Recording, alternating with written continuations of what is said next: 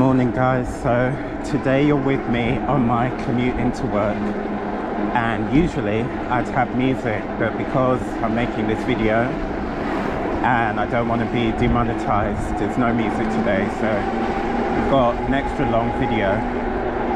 Usually I try to make these videos no more than maybe 15 minutes long, but you're going to see one of the variations of how I get to work. There's quite a few routes I can take to get there. Some really drastic ones.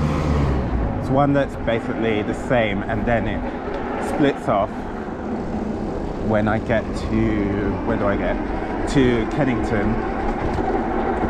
I either decide to go towards Westminster Bridge or head towards Elephant and Castle and go over Waterloo Bridge. But as I said, there's so many different variants. I was going to say it's unbelievable, but there's not that many. There's like one where I go along the South Bank, past St Thomas's Hospital where I was born, and past the London Eye, Royal Festival Hall, South Bank Centre. Where have I gone as well? There's one where I've gone through Mitcham Common, so that's like a really long way. But that's the beautiful thing about cycling, that you can go, I mean you can do it obviously you're driving, but you're able to get through the traffic a lot easier, but you can vary your route. And instead of these guys at the bus stop waiting on a route, it just goes the same route day in, day out. You get that variety, and you get a bit of a thrill as well, or a lot of a thrill.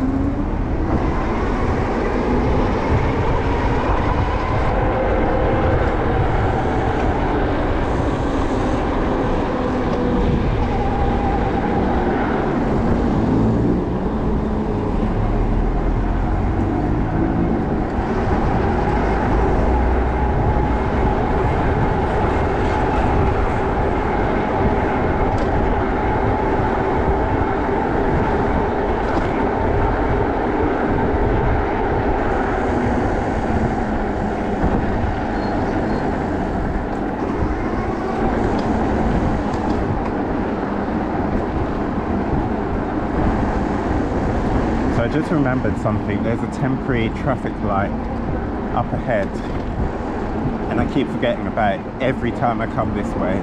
It's a freeway one, and you know these temporary traffic lights, they're always so slow, the phasing. But maybe it's actually gone, because usually you see quite a bit of traffic. I think it might have actually gone.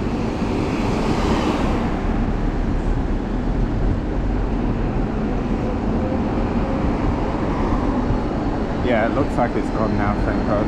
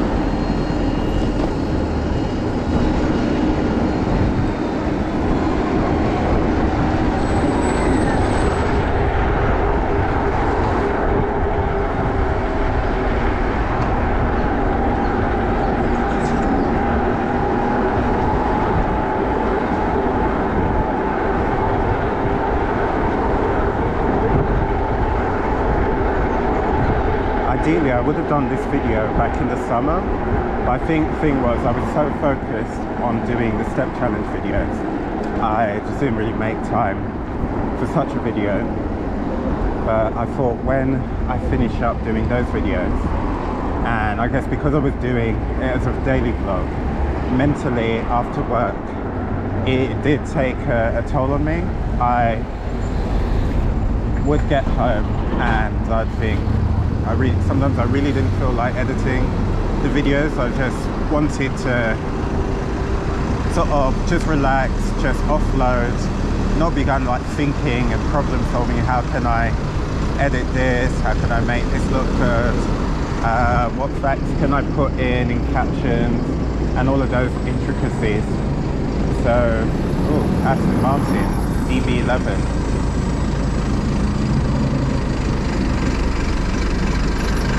Usually, when I see an Aston Martin, when I'm playing the music, I will search for, what's his name, Rick Ross, Aston Martin music. But I don't know if you guys know or you're interested in cars. I'm quite into cars. More so design than anything. But Aston Martin recently celebrated their 70th birthday, but apparently they're in quite a bad financial state. But if you ever follow car magazines like Autocar and Auto Express, it seems like Aston Martin is almost continually in a state where it's not, its finances, its profits are not secure.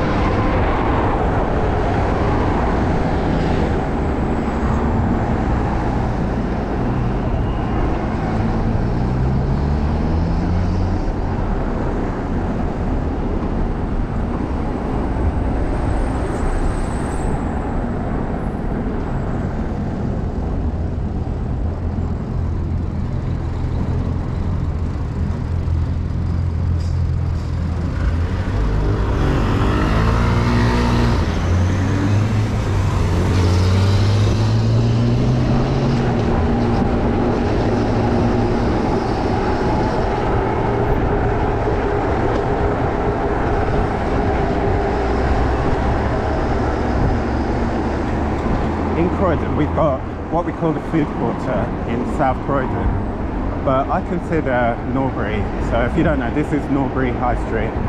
I consider this to be our second or our other food quarter, because you do have quite a lot of restaurants.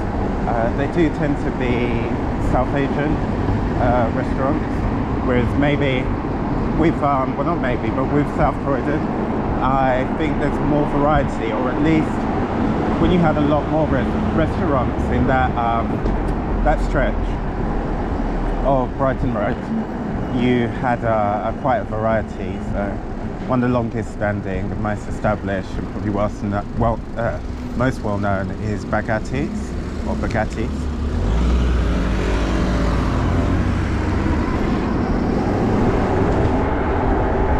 And then a brief but other one that was very well known was Crept and Conan's restaurant, Crept and Cones, which sadly no longer is running.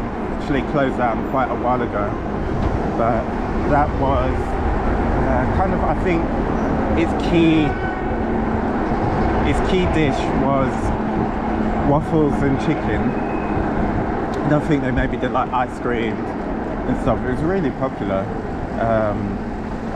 They really cashed in on the kudos that they'd built through their music. And when it opened, when it first opened, I think there was quite long queues, and I think for quite a while, you know, it was always packed. But then COVID came and it shut like a lot of restaurants. And then unfortunately it never opened up. It didn't open for a very long time. And I just assumed personally that that was it for it. And then it opened, it reopened, but then it didn't last that long. I'm not sure how long it was open. And then it was closed again, and then it never opened. And then it was announced the supermarket project that they're involved with, which was a bit controversial because it was touted that it was a black-owned supermarket, But then they also mentioned that they, I think, either between them or each, they had a 5% share. So people pointed out that then meant that it wasn't black owned, as they were the only, I believe they were the only, pardon me, black people involved in the business. So it was quite controversial for us as the black community, because we often want to support things that black people are doing, fellow black people are doing, and you know, it was felt that they were it'd been understood that that was something that the black community wanted to do, and so it was being seized on to get that black pound without actually being transparent and honest about the ownership structure. I mean, there's nothing wrong with them being investors and not owners, but you know, you kind of want you kind of want to be told the truth.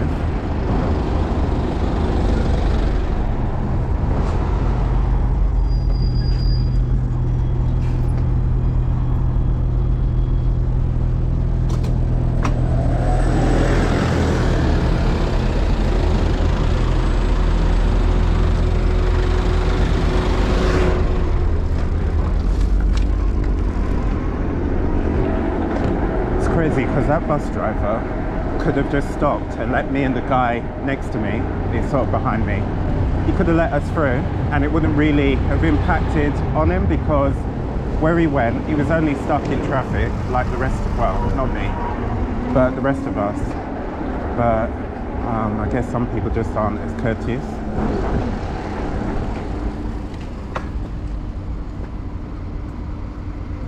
Yeah, that guy riding off into the distance, he was behind me. He was the one asking me if I was going to go through the gap.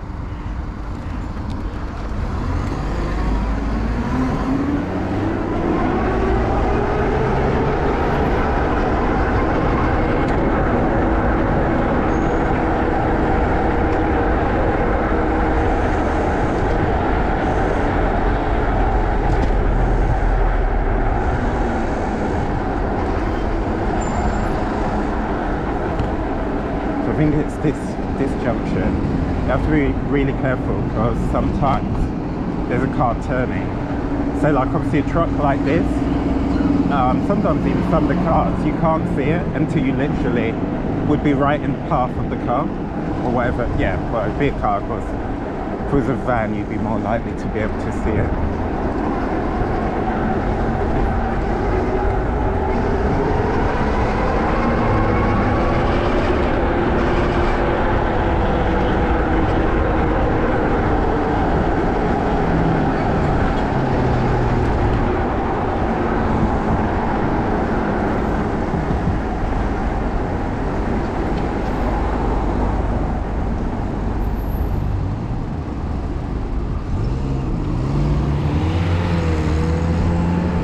That's not really what that junction is for. It's for turning in to the left of where I was.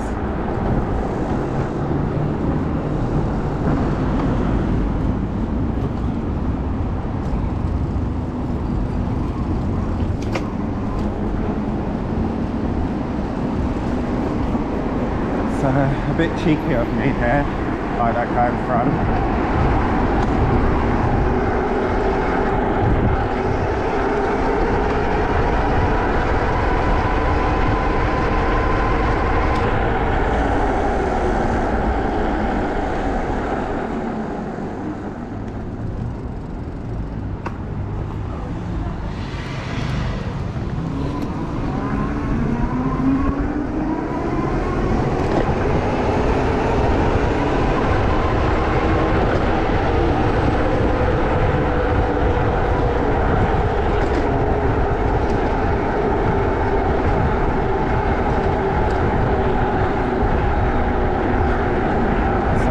To work, and I'm just thinking now what I've got to do when I get there. So yesterday was my day off, but there were short courses on, and being the only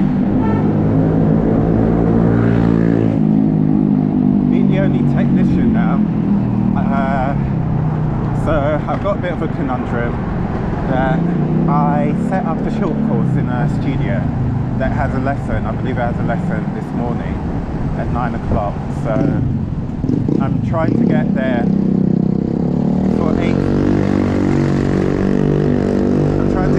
for 8:30 so I can see if it needs any tidying up, so that doesn't disrupt the course, the full-time course, before they start.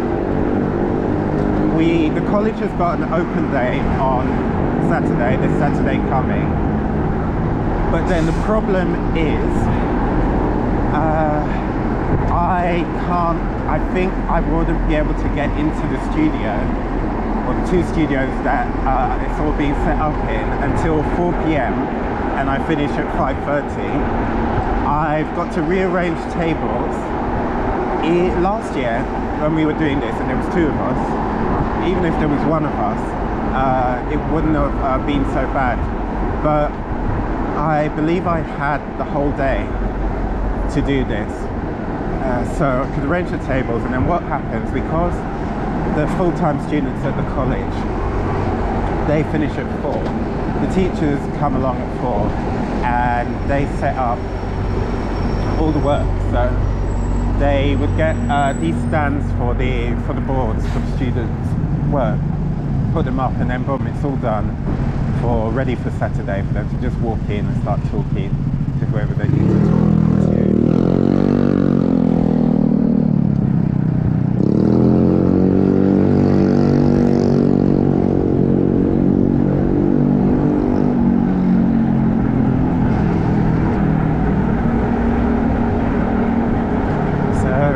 With me working 5 days a week and being the only technician, what would happen when my colleague was still with us? He would have picked up the slack, and then we have a colleague. So this college, if I haven't mentioned it before, the main site is in Sussex, a place called West Dean, and then this site in London is the secondary site, smaller site. So there's a colleague from Sussex she works in marketing. She's, I think, the head of marketing, and she makes a lot of decisions, but and she would like work with me and liaise with me, but we're not working on the same day. Usually she would be in on the Friday as well, and so we would you know, I would do the work, and then it would be seen if what I've done is exactly what is needed, or what she wants, and all of that. But yeah, she's not going to know physically until literally the morning. I guess, to be honest, what I have to just do is send pictures and just be communicating through Teams. I was going to say WhatsApp. So we use Teams. It's really not ideal, to be honest. Things aren't great at the college. They're okay. They're not great. We've had a lot of people leave. So the college is cutting costs, and they had recently had a lot of colleagues take redundancy. And I mean, my colleague didn't take redundancy, he just left and he moved to Germany. But a lot of staff are now, from what I hear, basically doing twice the work. They're doing like 2 roles. So for example, our welfare officer left, and a colleague, I'm not actually sure exactly what she does, but she is now doing the welfare officer tasks. So colleagues at my workplace are very stretched at the moment. So this is often, I think, I always take this route, and this is, I guess, what you would call a quiet way. I mean, it's not usually quiet, usually down because of me.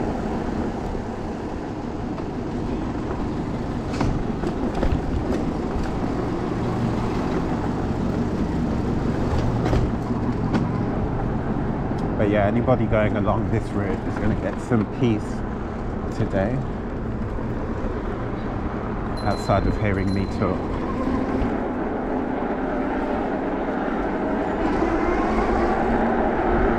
But yeah, usually you continue where I was headed, down Brixton Hill and straight onto Brixton High Street. But yeah, I decided to take this route, and even though you veer off, unlike Brixton Hill, at this time you don't have everybody commuting into central London and then being caught up in the traffic. So there's two routes. Sometimes I turn right here, but often, most of the time, I just go straight ahead.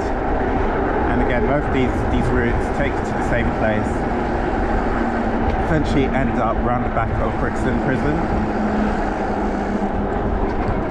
Sometimes the reason why I won't go this way is depending on what time and day I get here, there'll be a garbage truck blocking the route. So sometimes I will turn down that road I mentioned to get around the garbage truck. So yeah, at the end of the road, this is Brixton Prison. And there's also a windmill. I can't remember exactly where it is. You can't see it. It's very hidden. I believe back in the day, it was, it would have been in open fields. Yeah, the windmill is a bit further along, but it's on the right, inboard of one of the estates that's going to come up on the right. It's quite nice. I recommend visiting if you get the chance, and they have a visitor centre, a shop, you can get some merchandise. And when I went there years ago, I think it's maybe down the right here. I think it's actually a bit further along.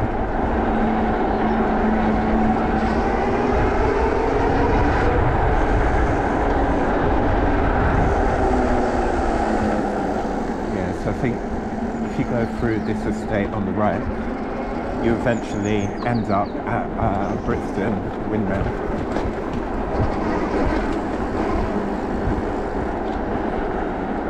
So I generally always turn right here, but I'm going to show you something. So I really love this show called Grand Designs, and this glass building on the left is one of the actually there's two Grand Designs house, this glass one and the one next to it.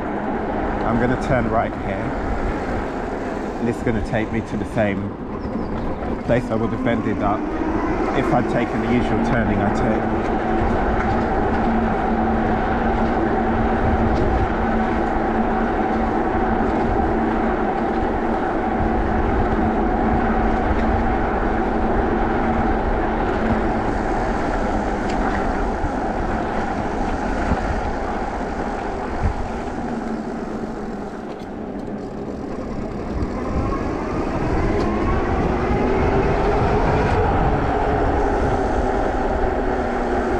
So yeah, actually sometimes on this road there's a garbage truck depending on what time.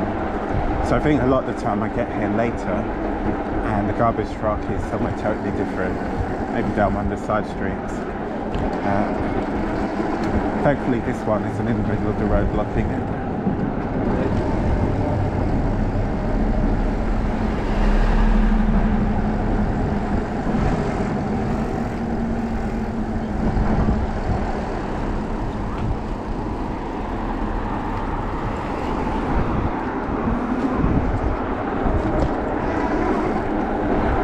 Again, this is another of my quiet way routes that I take. So I could have turned right onto that main road, and that takes you down to Brixton Town Hall and the High Street and towards Windrush Square with the Ritzy Cinema, the Tate Library and the National Black Archives.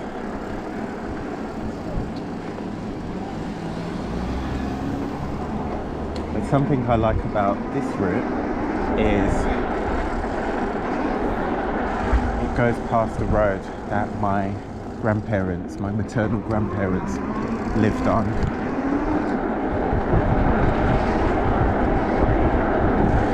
actually also, this last place, this last house on this street is really cool. So it's a modern building, but it's a really accurate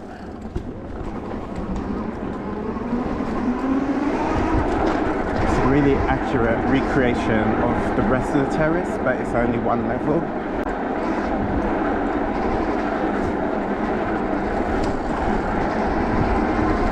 And it really blends in. I think it also helps that other residents along the street probably clean the facades, so it doesn't look like this really modern, this really fresh, clean place next to buildings obviously been there for, I don't know, like probably close to like 100 years. That's another garbage truck. So yeah, usually I think I'm about half an hour. I get to every point that I've been along, maybe close to half an hour later. So probably like the garbage trucks are somewhere else, or they're heading back to the depot.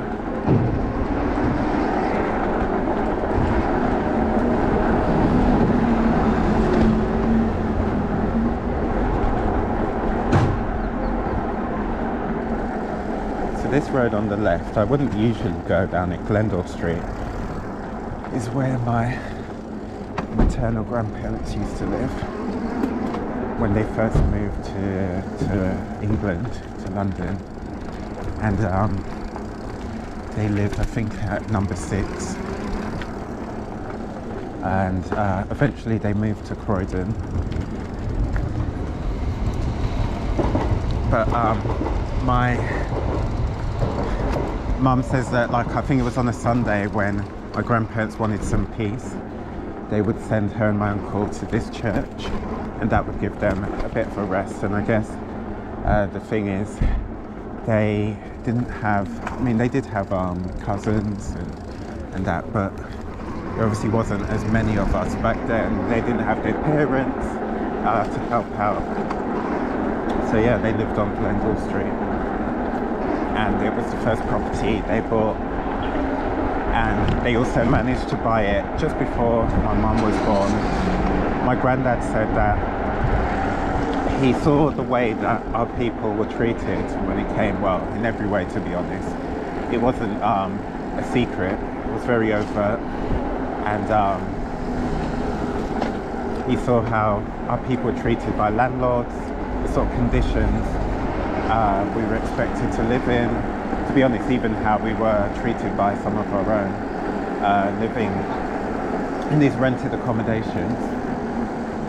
And he felt that that wasn't for him. He didn't want his children to grow up in that sort of environment, so he made a plan, and my grandmother decided that they would make it their mission to purchase a property.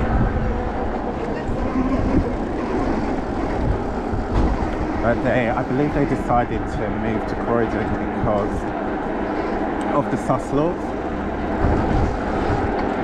and maybe they felt it was safer in Croydon. I think it kind of generally, maybe the feeling was things were getting quite bad in Brixton.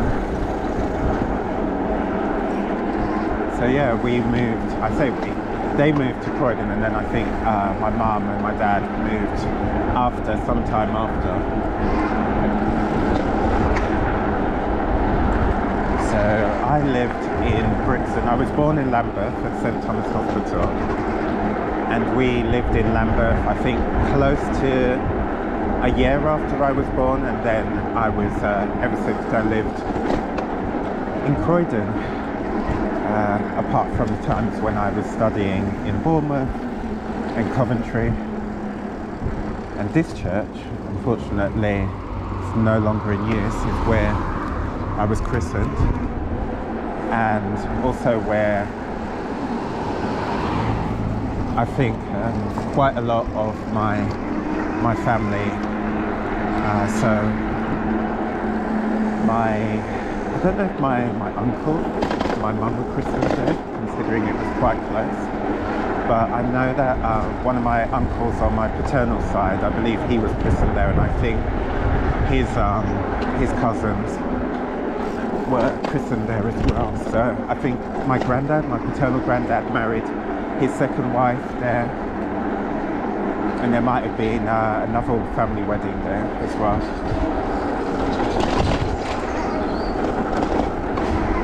Now we're heading close to where my paternal granddad used to live with his second wife. But unfortunately we're not going to get to go down the road, Mayflower Road. We're going to turn right, and that would we'd have to turn left to get over to Mayflower Road.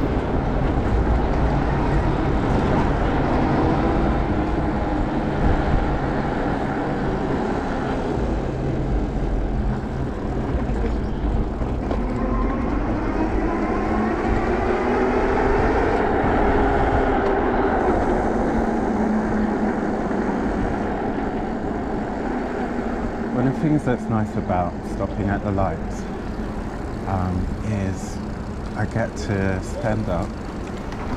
My right knee tends to get quite cramped.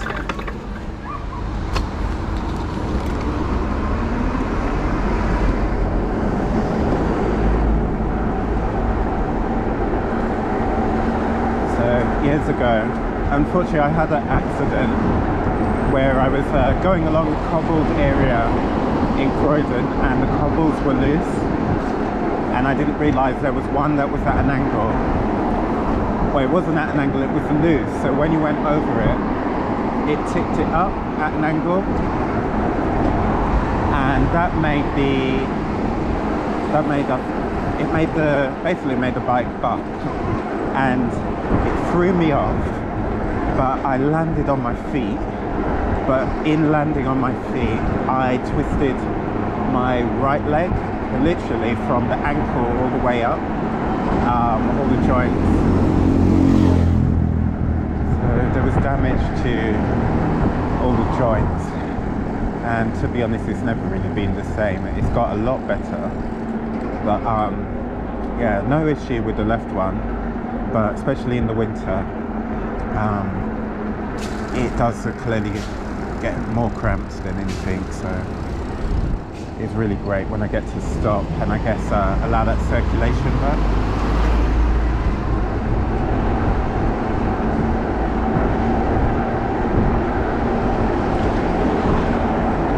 So where these red brick towers are, there used to be a brutalist BT tower, and it was the only tall tower for a long time. And you never saw anybody going in, and you never saw anyone coming out. And I think some people thought that it was actually a ruse, that it was somewhere where spies went, because you've got MI5 and MI6 aren't that far.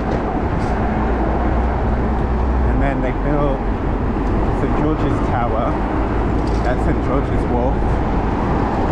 And then eventually they just started these other towers start popping up, and there's so many now in this area of Vauxhall.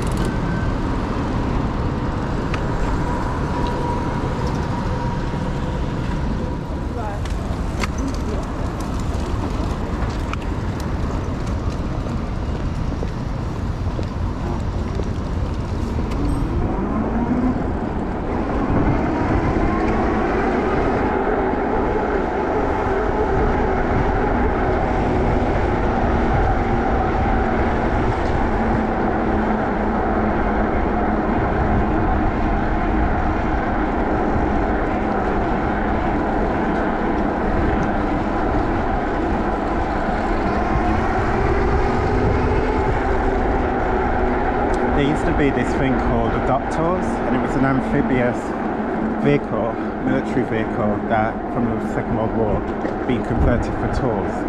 So apparently Jeffrey Archer lived in this tower on the left. And what they were saying was this is the south bank and the south side of the river. They said it used to be, before all the embankments were built, there used to be loads of like islands, and I think it was more marshy, but they said that you tended to have people who were considered a bit bad used to be located over here.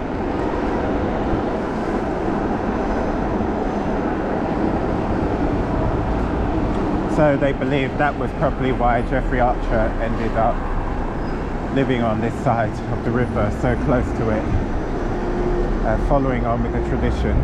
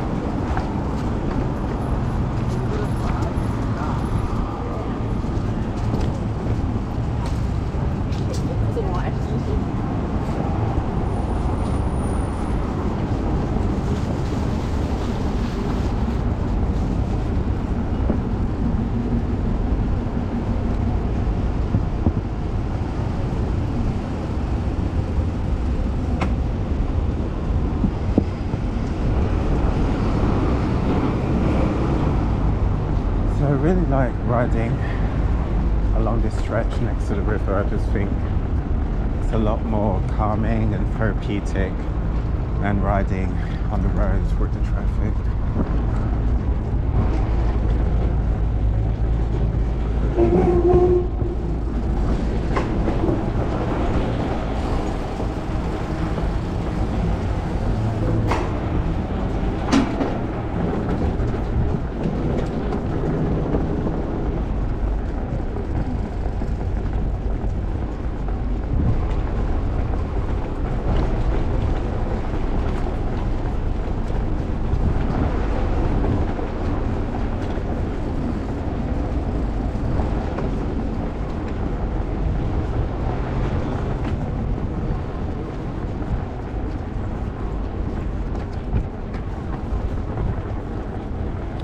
Along this stretch, what I'll do is, if I see a jogger, I'll use them to set my pace. So if I'm not going any faster than them, then I guess I'm going a decent speed that's not going to startle, or hopefully isn't going to startle anyone.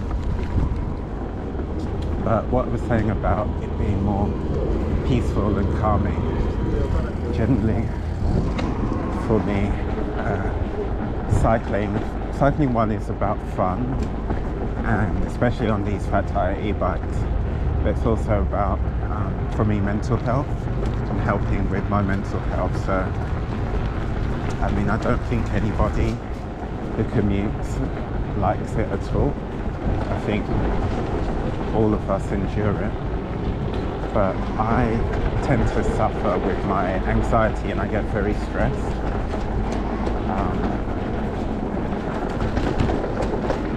So I found cycling is a really good way to do my commute and just be at one.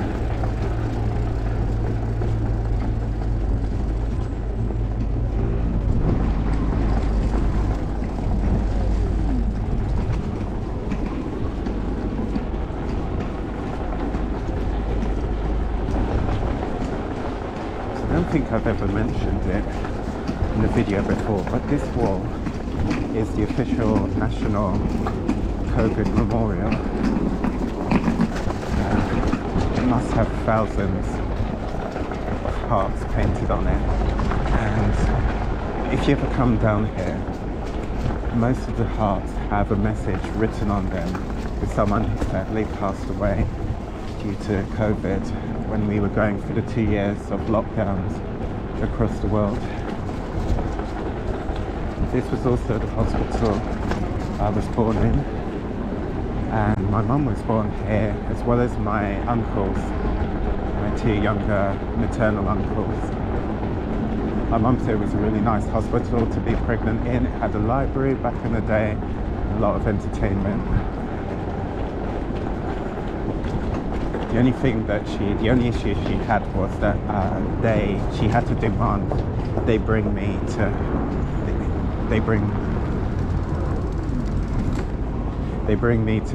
her bedside, because I think maybe it'd been a day and she hadn't seen me after giving birth.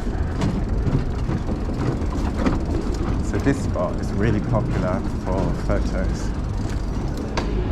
especially if you stand right here. You get a nice framing of Big Ben. The only thing is that often it smells of urine.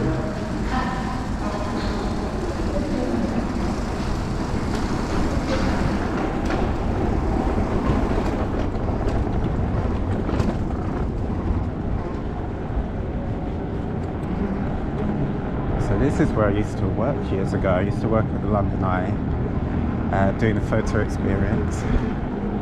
And so I would actually work underneath the London Eye and in County Hall, this building on the right. And if you didn't know the history of County Hall,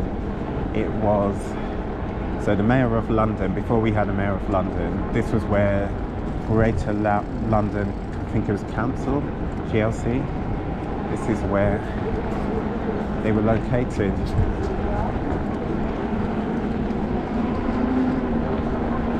And now it's an entertainment complex, so you've got London Eye, not Madame Tussauds, London Dungeon, used to have Shrek's Adventure, I think they've changed it to Paddington, Sea Life Centre, which I was very surprised to hear has penguins. I would often think you would have penguins outside. No, they've got penguins inside.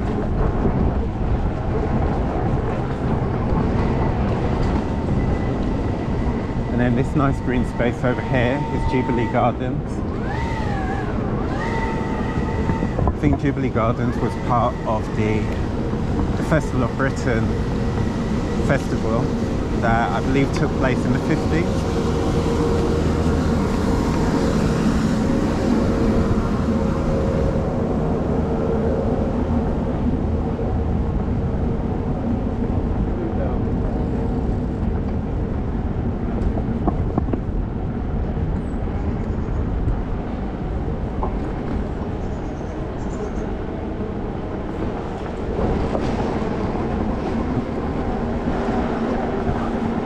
That guy was waving at me.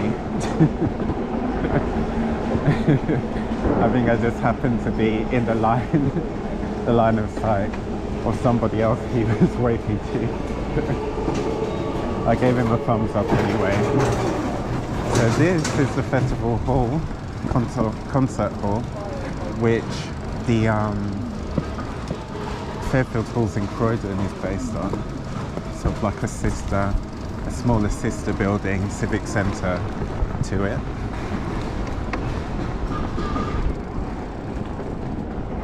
South Bank Centre here, the famous skate park underneath.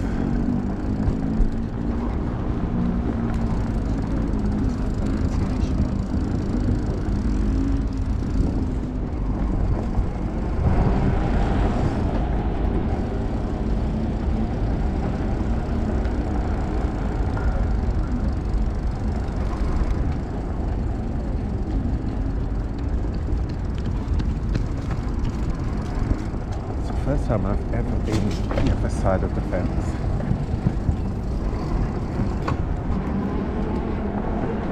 So it's really cool. That's the skate park that I just went in, and you'll often see kids, the adults, practicing and people viewing. This bit I'm riding through, the cinema on the right, it has what do you call it? A market, sort of like a book market. So you'll have stalls with second-hand books. like the old school record stores, you can just browse through the collection and purchase a book. And then this on the right is the British Film Institute. So back in the day, I think it was called the British Film Institute Experience. So it had a museum, but I believe you can go there and they have an archive of probably thousands and thousands of films that you can view. I think you might even be able to do it online, I might be wrong.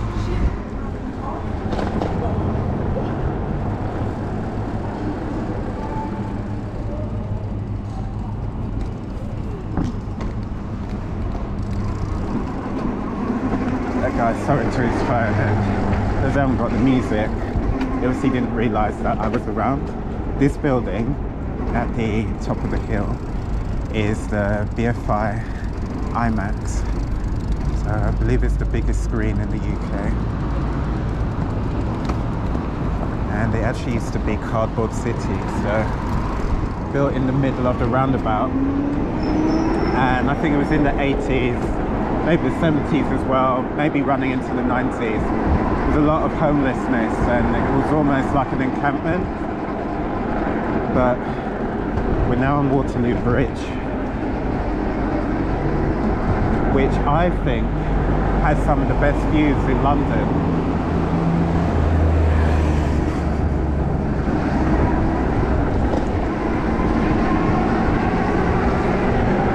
Standing on the bridge, I think it's just where it's located. You can see a lot of the landmarks from it, and the sunsets from here are really beautiful. So sadly you can't see them from the view that I've got. It'd be really good if I had a 360 camera. You can see the City of London, Oxo Tower, South Bank, London Eye, Charing Cross Station, Hungerford Bridge. So many things.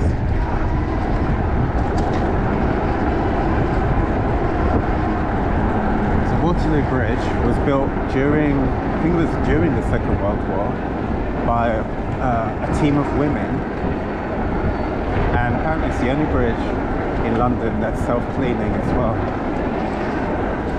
And apparently when it was finished, they really didn't play up the fact that it was built by women.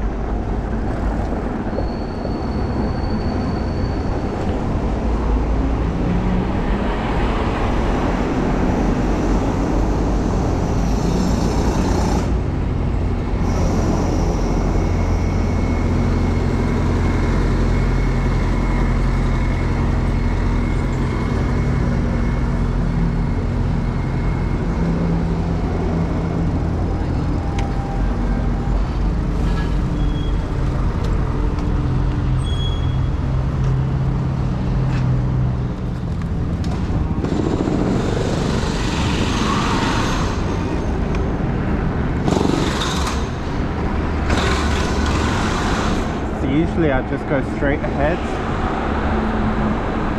and now I'm gonna find some way to get to where I actually wanted to go. So when you go straight ahead, it heads towards the Royal Opera House and Covent Garden, which often, if I've got time, I would go through Covent Garden. I'm going to see if I can turn off somewhere on the right and head back through that area. I think I'm going to have to go to Trafalgar, all the way to Trafalgar Square to do that.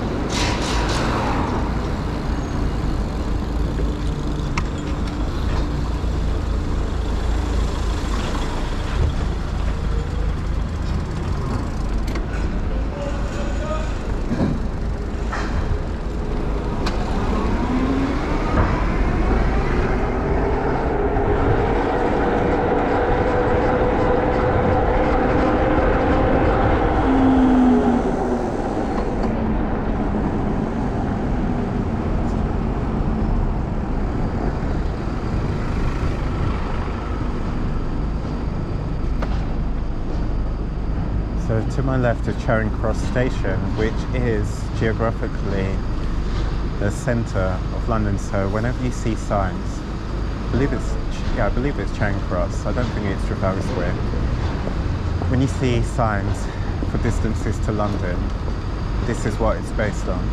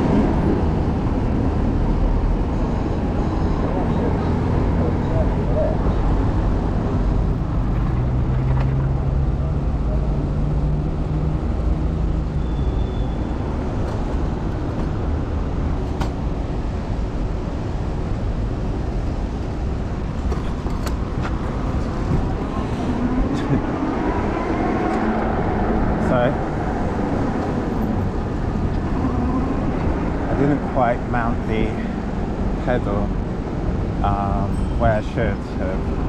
Kind of bucked my foot on it.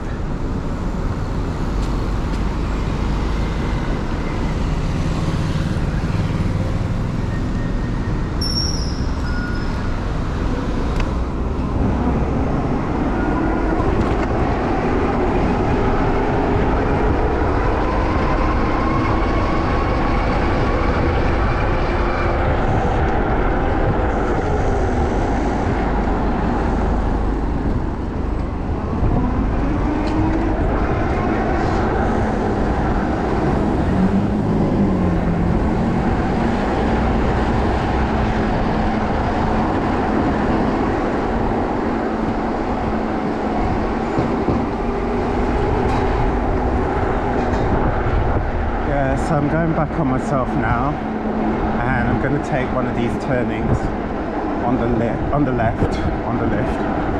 left to head towards Covent Garden.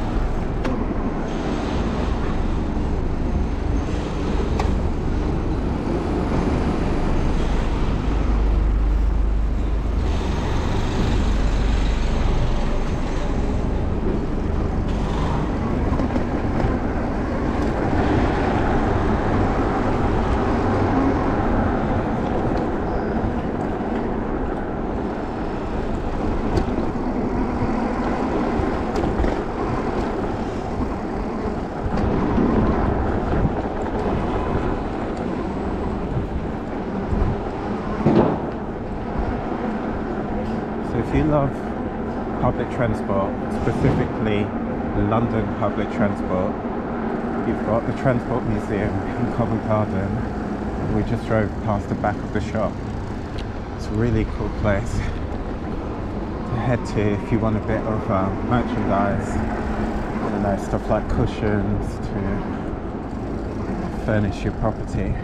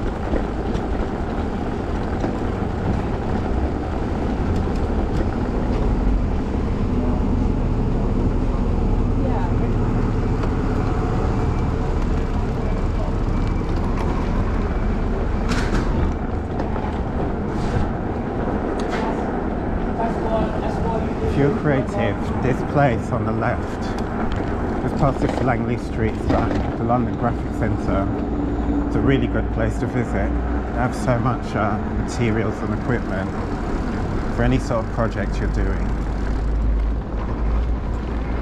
And now we're heading towards Seven Dials.